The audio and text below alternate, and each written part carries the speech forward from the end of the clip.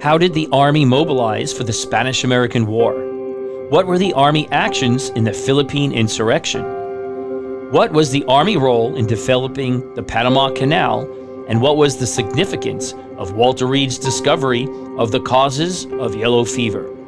For answers to these questions and more Army History Insights, stay tuned. Welcome to the U.S. Army History and Heritage Podcast, the official podcast of the United States Army Center of Military History. The Center of Military History writes and publishes the Army's official history, manages the U.S. Army Museum Enterprise, and provides historical support throughout the U.S. Army.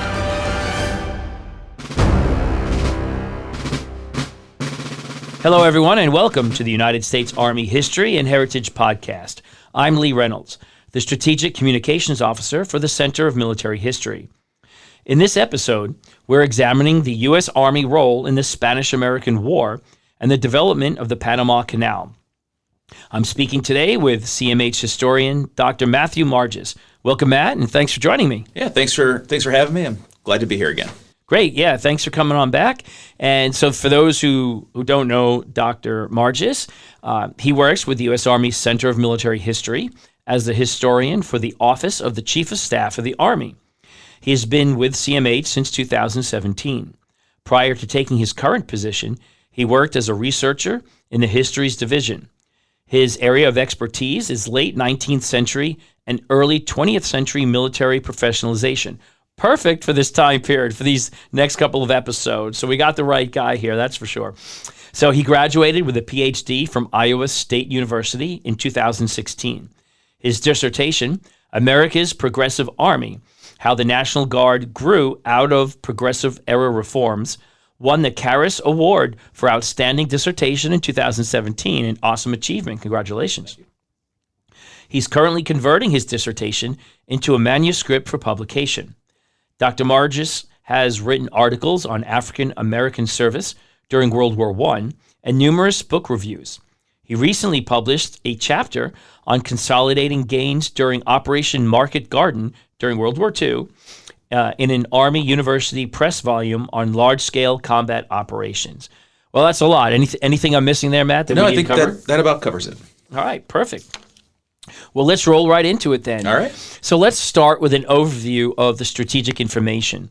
What led to American involvement in the Spanish-American War, and how prepared was the Army at the start of the war? Yeah, so there were a lot of kind of strands going on at once. And this is during, the post-Civil War period. The United States is kind of in this, continental expansion. Frederick Jackson Turner writes that the frontier has ended. And so there's a lot of things going on, including what was perceived as a crisis of masculinity due to industrialization. And so there was this element in society led by people like Theodore Roosevelt, who was not, of course, president yet, but this kind of hawkish element who believed that America was losing its spirit and it needed to kind of almost expand or die. That wasn't their words, but that was kind of the idea. So there was definitely an imperialistic kind of fervor that was growing. On top of that, there was also the actual situation in Cuba, where you had the Spanish, particularly under General Valeriano Weyler, who begins in the mid-1890s, this reconcentration policy. So there was a popular uprising in Cuba. There was a Cuban push for independence against the Spanish. And so a lot of Americans saw this as sort of more of the American spirit, right? The revolution against European imperialism, colonial rule, those types of things. Absolutely. Yeah. So there was support in the United States, popular support at least, for the Cuban kind of rebels. Right. And so these are all kinds of strands that are kind of coming together all at once. With the election of William McKinley, his predecessor Grover Cleveland had kind of taken a hands-off approach to the situation. He is going to be much more involved, and he's kind of taking that imperialistic push, and in February he was elected when was it? It was 18. 1896 election. Okay. So he is inaugurated in 1897. Okay. Cool. And the USS Maine is kind of the catalyst, right? The USS Maine explodes off the coast of Cuba in February of 1898. So why was the Maine there? The Maine was there as sort of a show of force in a way. And the explosion at the time, they just simply blamed it on a Spanish mine. We know now that there was a boiler problem, and it was actually not caused by an enemy mine. But that was the initial sort of announcement. Yeah. And then shortly thereafter, there's some commentary in Spanish press basically saying, William McKinley doesn't have the gall to do anything. That gets back to him. And so in April of 1898 is when the U.S. starts to build up its force there, its presence there, mostly naval, and then war is finally declared on April 21st, 1898. Oh, wow. Okay. And then because of the Maine, that, I remember there's talk of yellow journalism, right? So there was this fervor, this imperialistic fervor, I guess, with the administration. But then the newspapers just took it and ran with it. Yeah, absolutely. And they ran with the story. Again, there's a lot of journeying up of popular support for this. Right. There's also another element that sometimes gets overlooked, but this is shortly after the white man's burden is released. That concept of, Anglo-Saxon imperialism to oversee this heavily racist, heavily, but it's based on this pseudoscience that, in general, European people they had to kind of oversee and support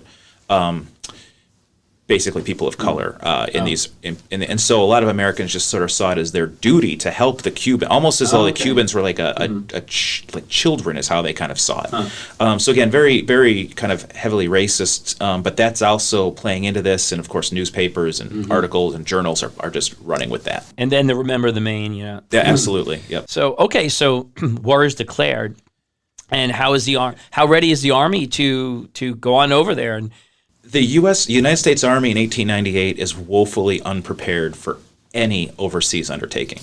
The Army strength had been capped by Congress in the year. It had diminished after the Civil War, just reduce, to the point that by 1898, the Army strength is capped at 26,000 officers and men. So 26,000. So that is the size of the regular Army. Now, there is the militia. There's about 115,000, give or take, men in the militia across the country. Now, something we'll talk about maybe later or in another segment is the militia was in various states of readiness. So some states were pretty good, some states not so much. And on top of that, in 1898, there was no way to just simply federalize the militia. The president, like today, the president could just say the National Guard is now federalized. They couldn't do that yet. There was no way to just incorporate the militia into the Army. So it's generally in a huge state of just complete, they just were unprepared for this. And so one of the big questions is going to be just how do they build the Army and how do they get it ready for this? So how do they? How do they put that in motion? Because we go from 26,000 and then 115,000, I think you said, in the militias. Did we even call it the National Guard then, or was it still militia? They called themselves the National Guard. There was nothing national about it yet. That's going to come in 1903. But the association with militia had gotten so bad in the 1870s that people just associated the militia with a bunch of drunks on weekend duty, that states kind of started calling themselves the National Guard, kind of out of the French model of the French National Guard, but there was nothing national about it. Right. All right, so how did we mobilize? How did we get to and talk about what the ultimate force was that went into the war? So there's a couple questions of how to do it, and Congressman John A.T. Hull from Iowa introduces one bill that would have raised the size of the regular Army to about 120,000, but it didn't incorporate the militia in any way. And you had mentioned, did they call themselves the National Guard yet? Well, there was the National Guard Association, which had formed earlier, and they were basically officers from around the states, and they were effectively a lobbying group at the time. And they were completely opposed to this measure, of course, because it didn't involve the militia at all.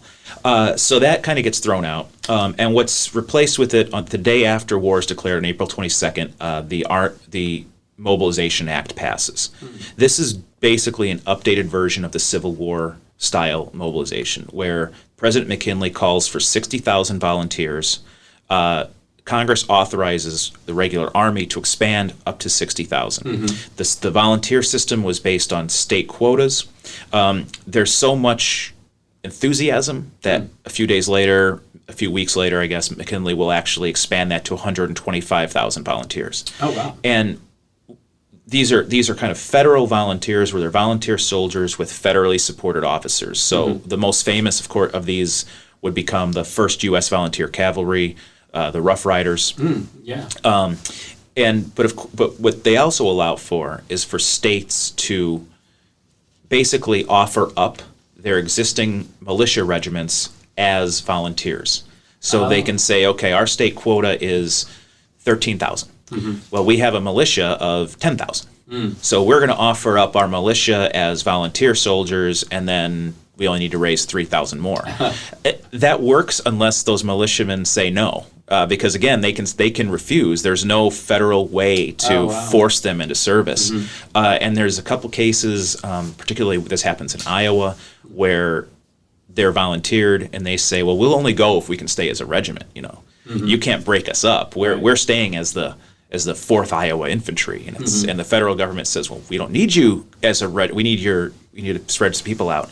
So there's this back and forth. And basically, the mobilization itself becomes just a complete debacle. They have some mobilization stations set up across the country, kind of strategically located to try to. The idea is to funnel people into these kind of encampments. For example, one is at Chickamauga, Georgia. Kind of funnel them there, have them encamp for a while, and then transport them down to Tampa Bay to disembark for Cuba. Everything just gets bogged up. It just becomes a fiasco.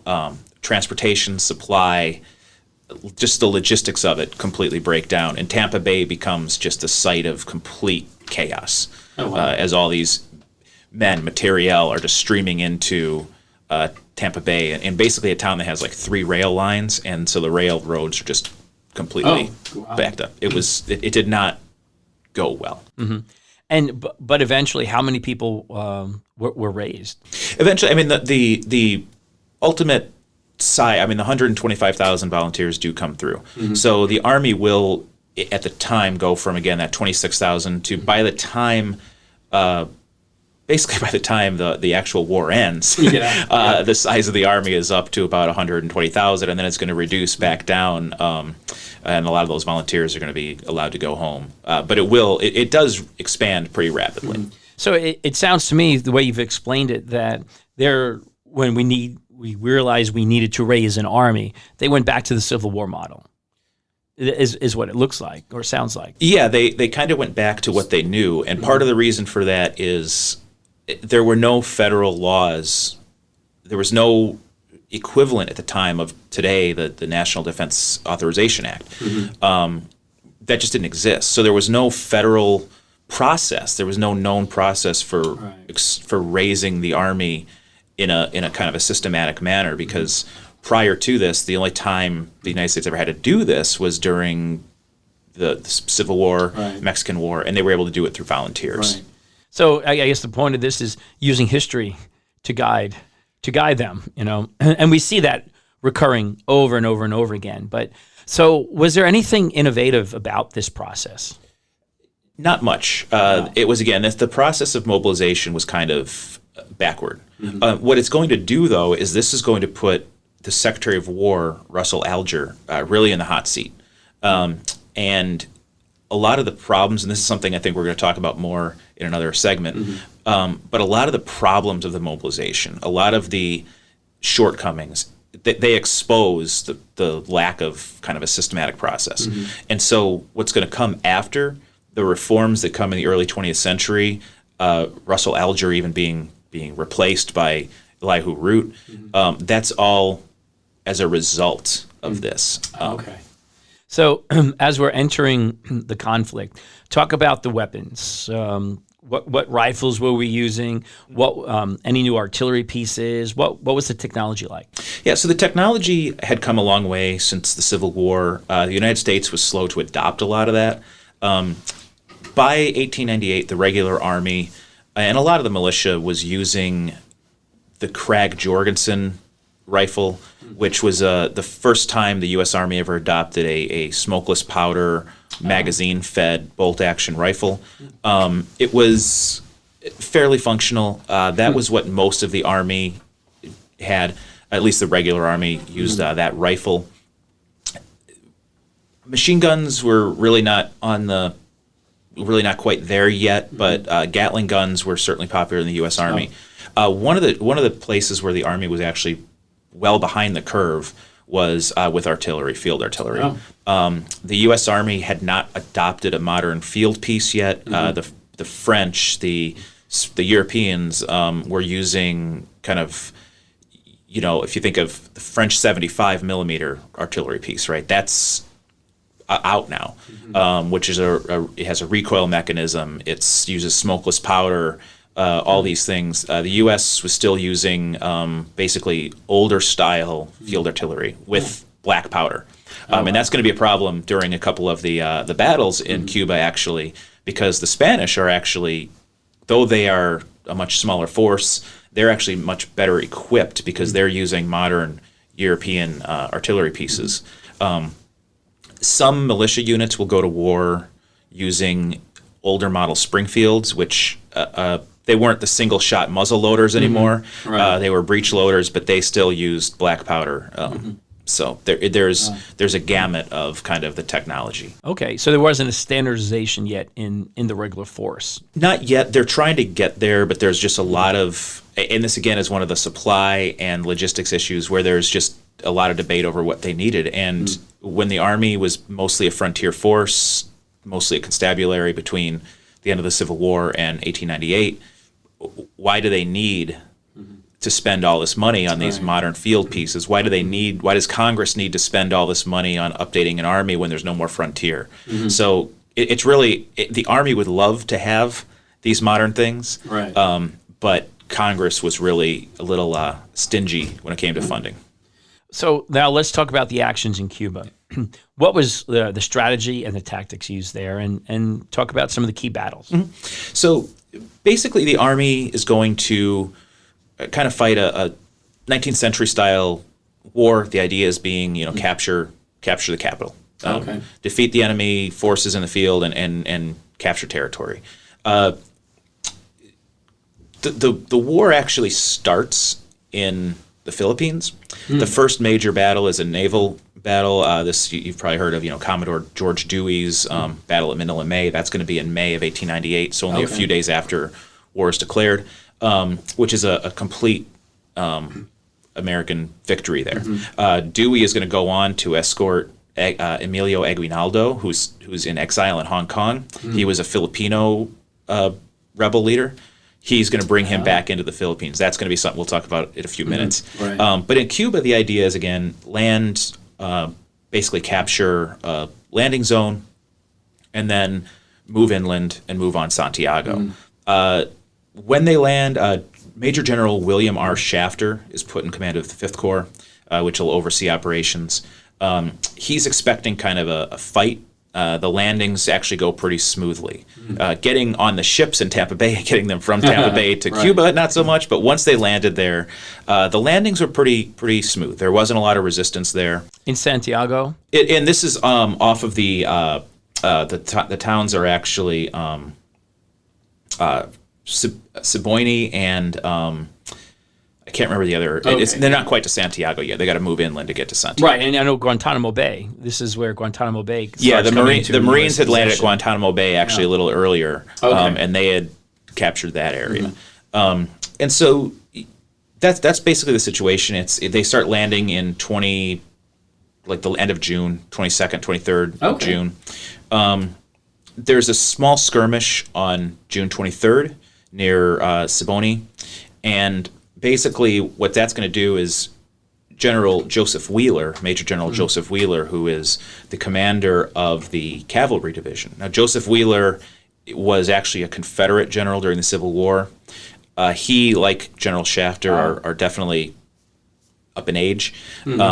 He was brought back to be a general of volunteers in this kind of effort of reconciliation, right? Showing the Civil War is behind us now. Right. Look, even a former Confederate is now fighting wearing the United States Army blue. He kind of ignores some of the orders. It's not quite sure whether it's him or whether it's some of the people under him, but he was sort of told, hey, be kind of cautious as you move from the landing area inland. We don't want you, avoid a major conflict, because Shafter really wanted to make sure his entire army was there. The entire Fifth Corps had landed before any engagements were brought on. Right. Wheeler's troops under him, the cavalry divisions, including the 1st U.S. Cavalry Rough Riders, which were commanded by then Colonel Leonard Wood. Theodore Roosevelt was actually his second command, though he was kind of the face of the regiment. They're going to move a little further than they probably should have. They kind of ignore some skirmishers. They kind of ignore the Cuban or the Spanish scouts. And on the 24th, they're going to be ambushed in what will become known as the Battle of Las Guasimas. It's a draw. Because the Spanish are so outnumbered, they will retreat, but they actually inflict more casualties than the U.S. did. And that's kind of the first sort of clash of any kind of sizable forces. But regardless of that, in early July, Shafter is ready to move. So about 15,000 U.S. regulars and volunteers will start moving towards Santiago. And they're going to move inland through these jungles. Yellow fever, malaria is incredible. The rates are incredibly high. And they are going to engage in two kind of key battles both fought on July 1st. The battle of one that we all kind of, the more famous one, San Juan Hill, and the second is El Caney, or El Caney. Shafter hopes to capture El Caney first. He wants that to be basically a rear point of operations. He's going to send Brigadier General Henry Ware Lawton with his division there. Lawton outnumbers, he has about 6,900 men. Oh, wow. There's about 500 Spanish regulars and another 100 or so loyal to Spain Cubans. They are going to hold out. So Lawton attacks multiple times, and the Spanish are well entrenched, and they hold out. Basically, they only kind of break after multiple taps when they effectively run out of ammunition. Oh, okay. And this is one of those points where I mentioned the artillery. Lawton's artillery is using black powder. Those become targets because the well-entrenched Spanish can simply get in their trenches, look for the powder, and then target their artillery, which is using smokeless powder, on the black powder. So counter battery. So basically counter battery fire. And some of the tactics at the time and the doctrine that the U.S. Army had was that artillery batteries would be embedded with infantry regiments.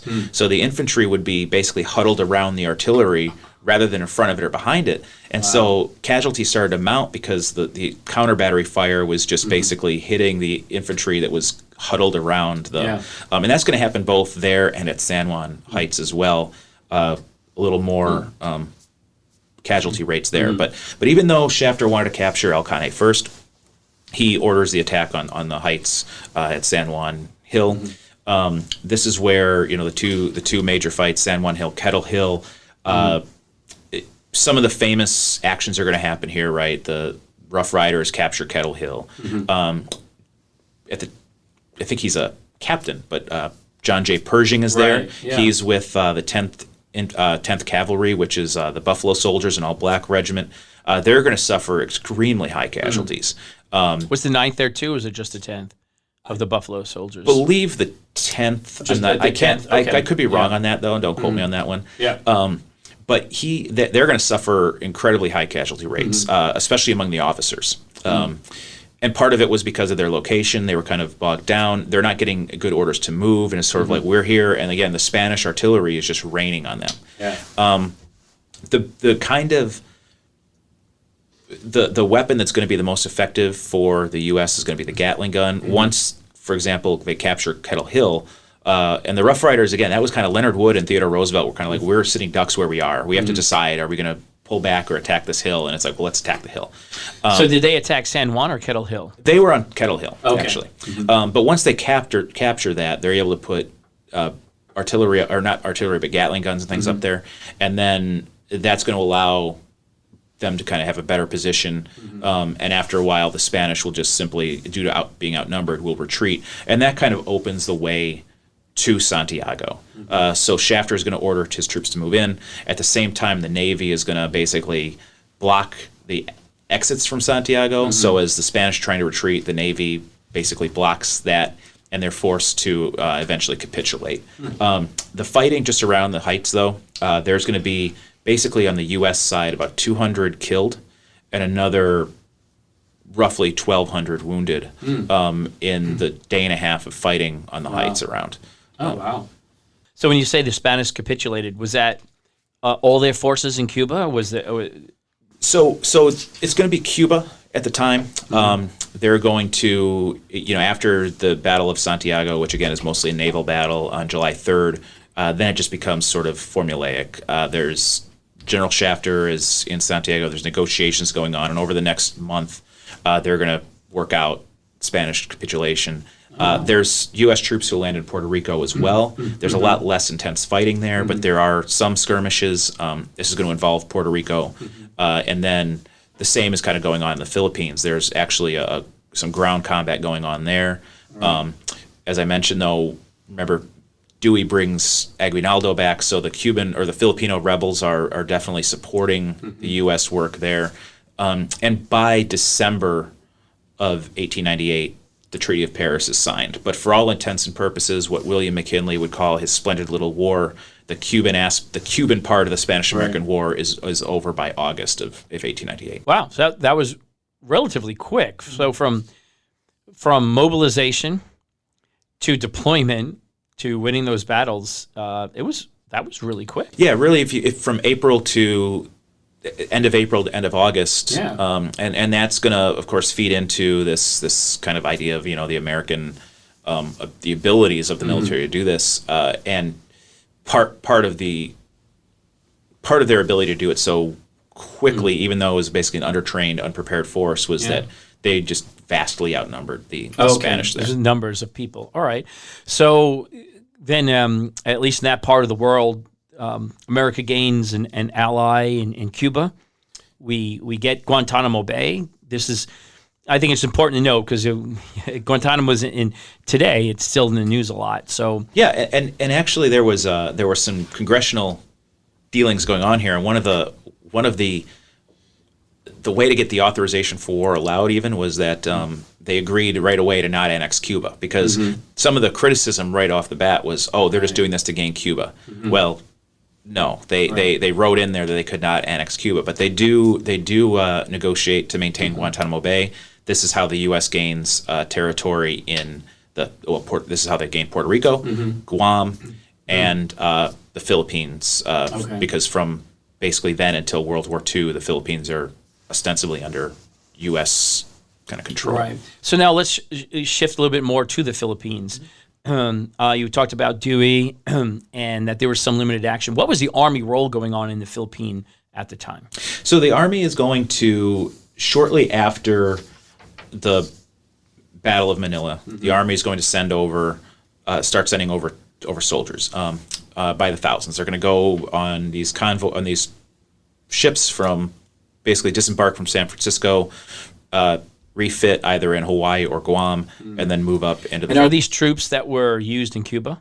Not usually. No, these were soldiers who typically did not see action in Cuba. They were mobilized specifically for this purpose, and in some cases there were soldiers who were slated to go to Cuba, but because the fighting there ended so quickly, they were sent to San Francisco and would come in the subsequent waves into the Philippines after the war is over. So, like I said, there's some fighting around. There's some limited combat action, but by December of 1898, the war is declared over. The Spanish cede control of the Philippines. And basically, by this point, it becomes a U.S. territory. The question becomes what to do with it. And this is where the subsequent problems are going to develop. Aguinaldo and other Filipinos believed that the United States was there to rid them of this Spanish colonial overseer. They did not expect the United States to stick around once they defeated the Spanish. And what was the American intentions? There were the American intentions really were to open up better trade corridors to East Asia. Okay. That's really what a lot of this was about. It was about having the ability to set up basing operations, just to have these easy markets to East Asia, particularly with China. This is right around the same time of the Boxer Rebellion. So there's all these different kind of moving pieces, and really what the U.S. intentions are is to open up the Pacific. Today we'd call the kind of the Pacific Theater, but this would include, again, the Philippines, Hawaii, Guam, all these territories the United States is kind of annexing out there in an effort to really advance trade opportunities. So that's what they're really wanting to do. What was there an attempt to annex the Philippines? Well, this was sort of not so much annexation as it was the territory was ceded in the Treaty of Paris, so it now becomes a U.S. kind of protectorate. Okay. And so it's not annexation in the same way that Hawaii was annexed, but it's sort of, this is ours now. Okay. And we're going to use this area as we see fit. And that's what's going to kick off what becomes known as the Filipino insurrection, which will go in from early 1899 till 1902, officially. Wow. And again, it was sort of 2 days before the Senate actually ratifies the Treaty of Paris. So in February of 1899 is when Aguinaldo's forces first attack U.S. soldiers stationed there, because it's kind of like it changes. To them, it's just another imperial foe. Yeah. So what happened with the insurrection, and what was the Army role? Because didn't Pershing also play a role at this time? He's going to go a little later, but he will eventually find himself in the Philippines, as a lot of others. The kind of the who's who of the early 20th century Army will be there. The role of the Army is basically to try to put down the insurrection. U.S. forces are going to go in. It's going to be known as the official. There's kind of two phases from an American perspective of the insurrection. The first phase is Aguinaldo is trying to wage a conventional war. He's trying to raise a Filipino army to fight against the U.S. Army in conventional sort of static combat, and that is a complete failure on their side. The U.S. Army is able to the soldiers are able to just basically completely achieve victory in every major battle that will come from this. So the second phase is really when they go into this prolonged guerrilla-style conflict, what we would think today more of an insurgency, that type of fighting. And the U.S. official program is going to be known as benevolent assimilation. That Major General Elwell Otis came up with that. He was the first kind of commander there. He would eventually become the military governor of the Philippines. He's actually going to be replaced by Arthur MacArthur, Douglas's father, MacArthur Jr.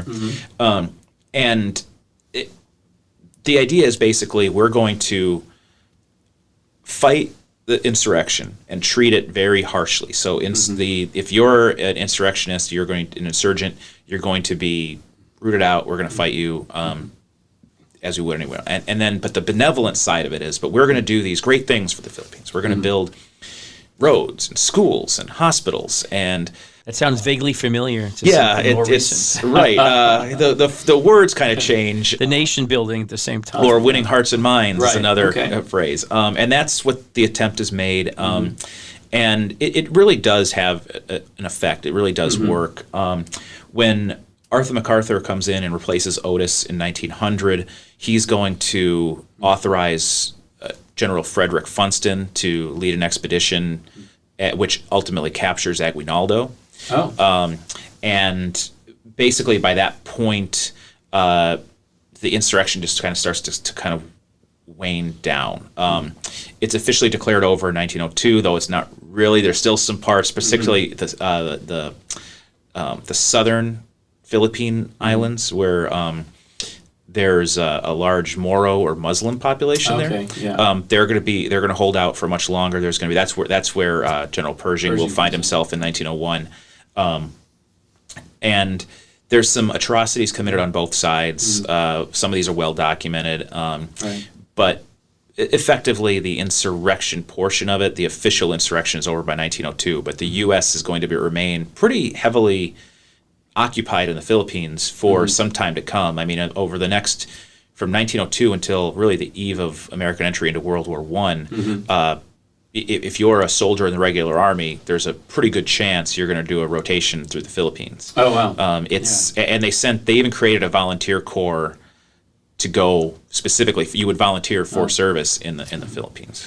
And now with the Spanish-American War and the Philippine insurrection, is this the Army? I mean, this is America expanding overseas, and there had been diplomatic things, and but is this now, the Army as an overseas element? It really is. It's the beginning of that. It's not just this, of course, the Navy, Marine Corps are involved in this as well. The Marine Corps, especially in kind of the Caribbean area. Okay.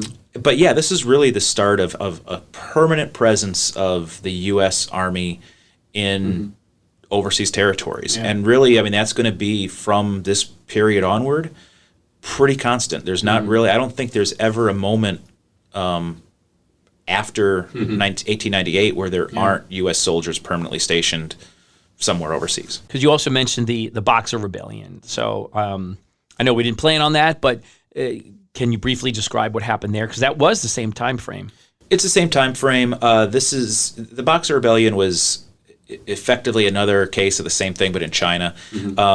Mostly, it wasn't really against American imperialism there, as it was against British and European imperialism. Yeah, I think it was 7 different nations. Yeah, and they're going to request multiple support, and the U.S. is going to throw some support behind it, again, because of the idea of wanting these access to these ports. Yeah. And the U.S. is going to have a limited contingent of soldiers who go over. There's few operations that they are engaged in, and at the end of the day, this is how, for the next 100 years, the British gain Hong Kong, and it's considered a victory for the kind of the European and American sides.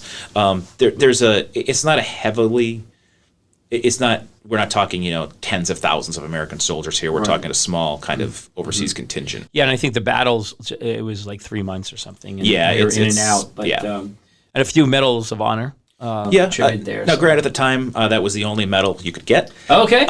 So that's an interesting point as well. So, the Medal of Honor was the only medal for valor that was issued, so there weren't a lot of other options. But I believe that the American contingent was sent from the Philippines. So they took folks from the Philippines over to the Boxer Rebellion, and then 3 months later, I think most of them returned back. But interesting to note, it's the same time frame, because I think that was the spring and summer of 1900. Yeah, that's all going on right around. Yep. All right.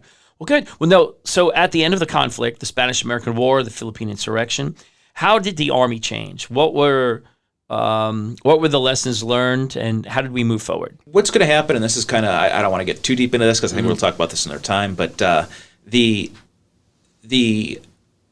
I mentioned earlier, Russell Alger is out as Secretary of War. He's replaced by Elihu Root, a lawyer, not a lot of military experience, not any military experience actually, but he understands legalities, he understands bureaucracy, and he's going to push over the next few years, from 1899 through about 1903-04, a series of reform efforts that are going to completely reshape the way the United States Army functions. It's going to include creating a general staff for the first time. It's going to include building up the Army War College. It's going to include improving the branching schools, so for artillery, infantry, etc. It's going to involve reforming the National Guard and creating a way for the National Guard to actually be part of the federal system, and it's also going to involve trying to break the hold of the bureau system, because at the time, the bureau, so quartermaster, transportation, adjutant general, all those there were 7 kind of independent Army bureaus that all had a commanding general, or they all had a general, and they were all sort of independent of there was no central structure holding it together, and so there was a lot of infighting and a lot of like competing for resources, which that's part of the reason that the supply, transportation, logistics, all that was bogged down. So yeah, a lot of lessons learned from the Spanish-American War, and now the need to maintain more of an army. So after the war, we didn't go back down to 26,000. Right. The army is going to be steady at about 60,000. It's not ever fully. It's authorized at about 60,000, but it's going to stay about 60,000 authorized soldiers until the eve of World War I, where that authorization strength is going to go up. It doesn't really it doesn't quite get filled. At the time, I mean, if you think about it, the Army is not a great job. It's not like it was today. It's officers get a certain modicum of respect. They're coming from West Point. They're treated as sort of, this kind of a more noble profession in a lot of ways. Right. But for a lot of soldiers, it's not. For a lot of enlisted men, it's not really the place to be. It's a tough life. A lot of immigrants, a lot of. I think English is the second language for a huge portion of soldiers. A criminal element. This is a time when you could get away from. You do something shady. You can go to war or go to jail. Or just join the Army and change your name and disappear for a while. And give you the opportunity to be all you can be. Yeah, there we are. All right. Well, now shifting gears a little bit, because during this same time frame, there were a couple of other significant things that were going on, and the Army was heavily involved in or took a major leading role.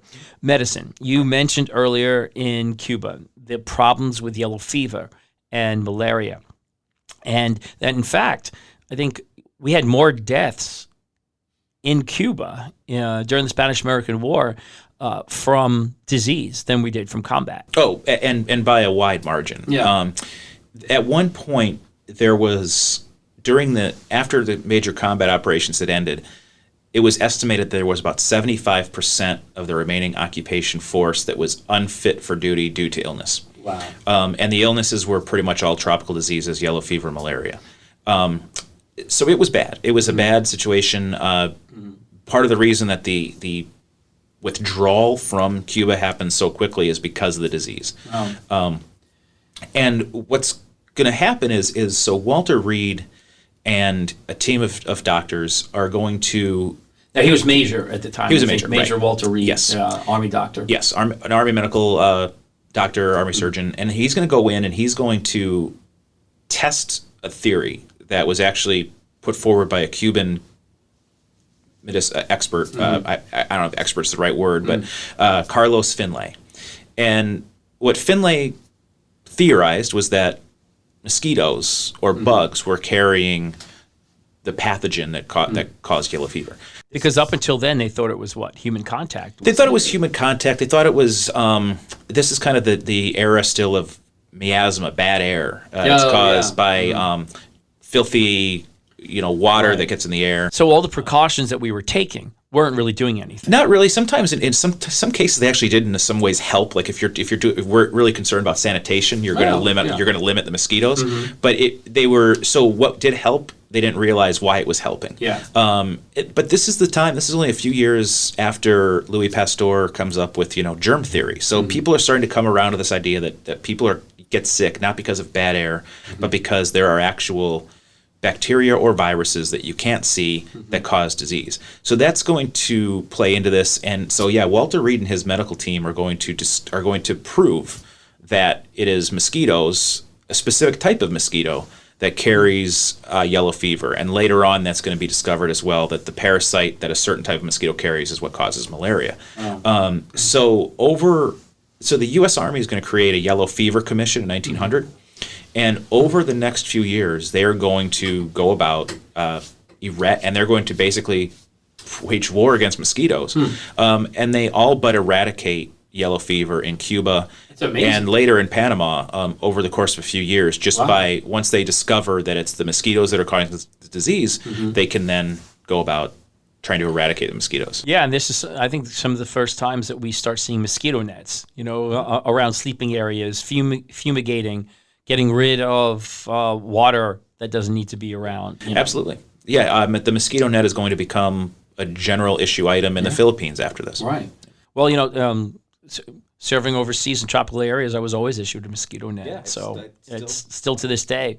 So a lasting impact, not just for the military, but for the world. So a huge advance for disease control throughout the world. So a really important aspect I just wanted to bring out. But then also our involvement in Panama at the same time. So if you can just talk about that. Yeah, so Panama was, prior to early 20th century, was part of Colombia. And there had been French efforts to try to build a canal for years to basically minimize the time between the two oceans for shipping and travel. Due to those diseases we just mentioned, it was very difficult to get this job done, and France effectively abandons the problem.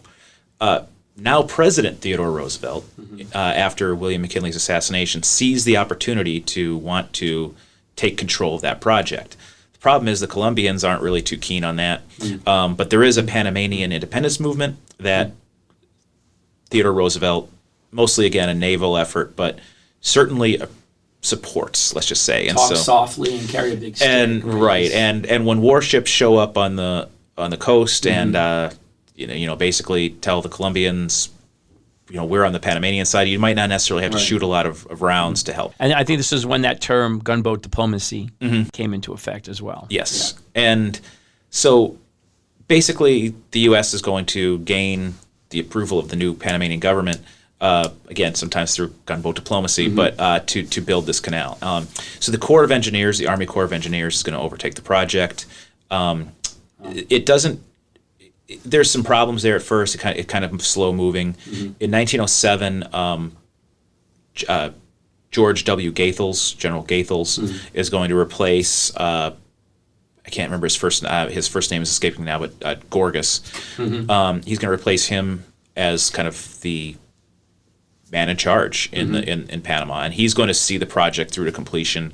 It'll be completed by 1914. It's not.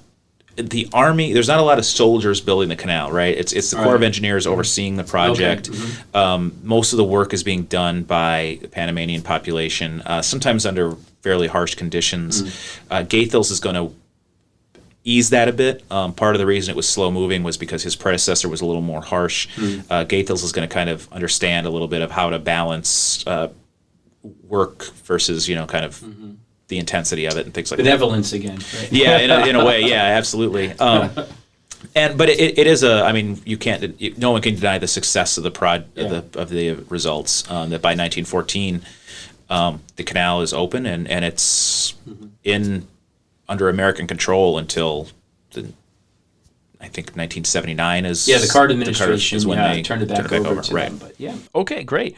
Well, good. Thanks so much. And for this time period, is there anything else that you can think of that we didn't cover? No, I think that about covers what we wanted to talk about. All right. Well, terrific. Well, thanks so much. But before we close, it's time for our segment called Hua Trivia.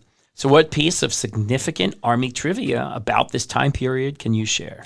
Yeah, again, I don't know how hua this is, but I'll just say that when we talk about the Philippines, something I think a lot of people don't realize, we kind of touched on a little bit, but the governors and the military commanders in the Philippines over from 1900 or so to about 1914 became a veritable who's who of the Army. Oh, yeah. So John J. Pershing, Hugh L. Scott, J. Franklin Bell, Adna Chaffee, Arthur MacArthur, right? They're all going to serve in that area. So all the early chiefs of staff of the Army, all the commanders who go to World War I, the kind of the senior commanders, they all had some time kind of learning some operational capacity in the Philippines. So it's just I think that it's just how important that was is something that a lot of people don't realize. It's something that a lot of Americans kind of tend to overlook. But the Filipino insurrection and the subsequent kind of occupation was key for developing a lot of the leadership in the Army.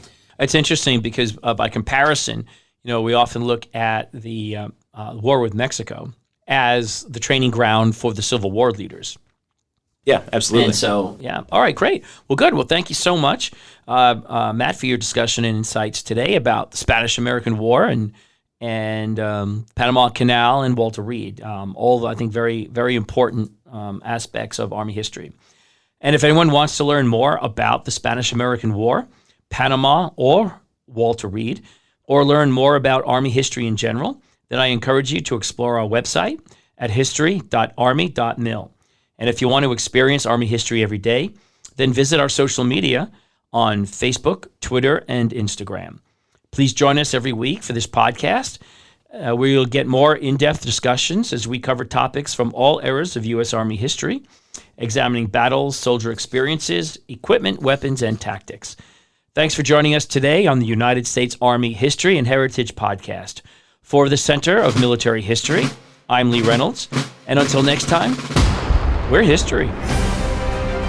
The views expressed in this podcast reflect those of the speakers and do not necessarily reflect the views, policies, or opinions of the U.S. Army or Department of Defense. For more information about the Army's proud history and heritage, go to history.army.mil.